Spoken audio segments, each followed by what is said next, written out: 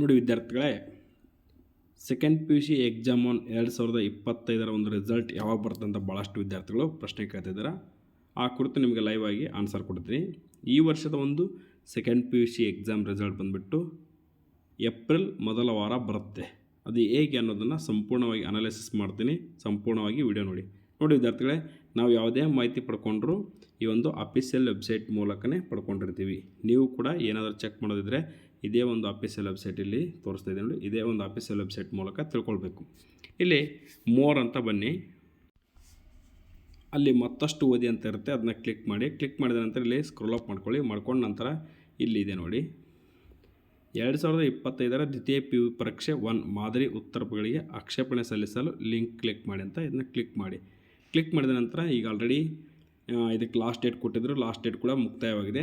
ನೀವು ಈ ಒಂದು second P U C exam key answer ಬಿಟ್ಟಿದ್ದರು, ಇಲ್ಲಿದೆ ನೋಡಿ. ಈ ಕೀ ಆನ್ಸರ್ಗಳಿಗೆ ಏನಾದರೂ ತಪ್ಪಿದರೆ ಅಬ್ಜೆಕ್ಷನ್ ಮಾಡೋಕ್ಕೆ ಅವಕಾಶ ಕೊಟ್ಟಿದ್ದರು. ಆಲ್ರೆಡಿ ಅಬ್ಜೆಕ್ಷನ್ ಮಾಡಿರ್ಬೋದು ನೀವು.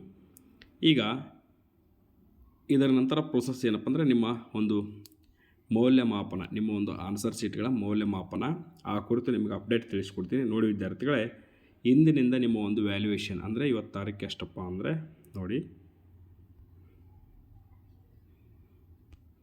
ಇವತ್ತು ಮಾರ್ಚ್ 21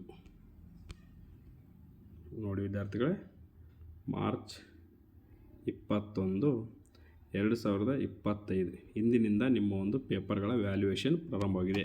ಆ ಕುರಿತು ನಿಮಗೆ ಲೈವ್ ಅಪ್ಡೇಟ್ ಆಗಿ ತಿಳಿಸ್ಕೊಡ್ತೀನಿ. ಅಂದರೆ ಇವತ್ತಿನ ಹಲವಾರು ಪತ್ರಿಕೆಗಳಲ್ಲಿ ಬಂದಿದೆ, ಅದನ್ನು ನೋಡಿ ನಿಮಗೆ ಗೊತ್ತಾಗುತ್ತೆ ಏನಿಂದ ವ್ಯಾಲ್ಯೂಯೇಷನ್ ಸ್ಟಾರ್ಟ್ ಆಗಿದೆ. ನೋಡಿ ವಿದ್ಯಾರ್ಥಿಗಳೇ, second P U C exam 2024ರಲ್ಲಿ ಒಂದು second P U C exam result ಬಂದುಬಿಟ್ಟು ಏಪ್ರಿಲ್ 10ರಂದು ಪ್ರಕಟವಾಗಿತ್ತು. ಅಂದರೆ ಏಪ್ರಿಲ್ ಮೊದಲ ವಾರ ಪ್ರಕಟವಾಗಿತ್ತು.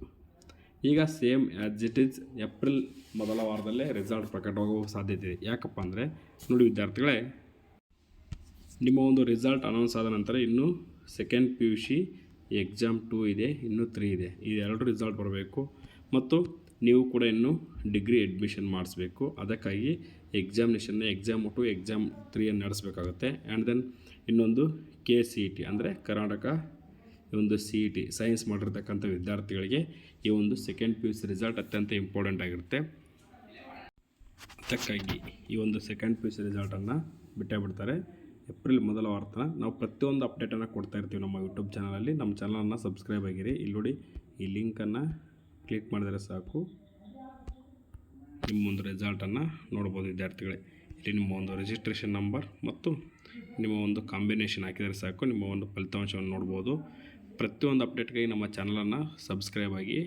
ನಾವು ಪ್ರತಿಯೊಂದು ಇವತ್ತಿನಿಂದ ನಿಮ್ಮ ಒಂದು ಉತ್ತರ ಪತ್ರಿಕೆಗಳ ವ್ಯಾಲ್ಯೂಯೇಷನ್ ಪ್ರಾರಂಭವಾಗಿದೆ.